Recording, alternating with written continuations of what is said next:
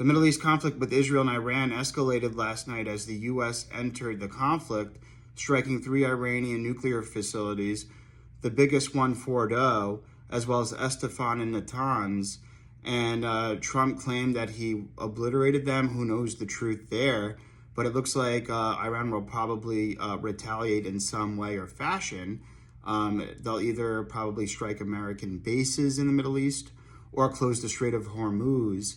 And if that happens, the world's oil supply, 20% of the world's oil supply goes through that, will be affected. That could likely raise gas and oil prices. I don't think they'll do that, honestly. I don't think Iran will do that because China honestly gets 50% of their oil from Iran, and while the U.S. only gets 5%. So Iran will be hurting their biggest ally, China, if they do that. So I don't think that'll happen. And although the parliament in Iran approved that measure, the supreme leader of Iran has to approve that too.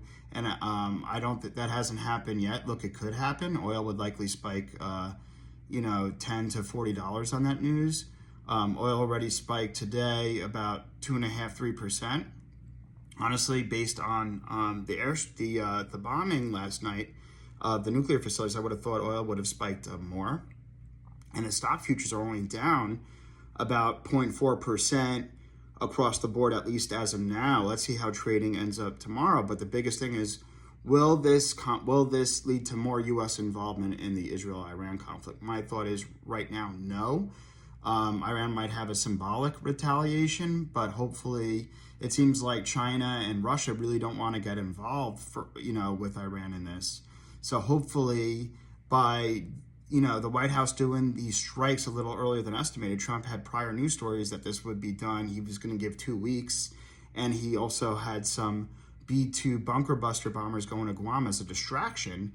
The fact that this happened and, with Iran's nuclear weapons off the table now, rather than this getting dragged out, could be a net benefit for the markets because, overwhelmingly, the U.S. doesn't really want Iran to have nuclear weapons. And by doing that now, that's off the table. Ultimately, that'll be good for markets so long as there's no further U.S. involvement or major retaliation. Right now the U.S. is pretty much gonna call China to really pressure Iran not to shut the Strait of Hormuz. So let's hope that happens. And J.D. Vance also reiterated that we're not at war with Iran, but with their nuclear program.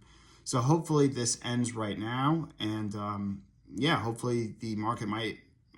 It looks like it'll have a little dip tomorrow. Hopefully it's short-lived, and then the market could continue its run later this week so long as there's no further tit-for-tat retaliation, in my opinion.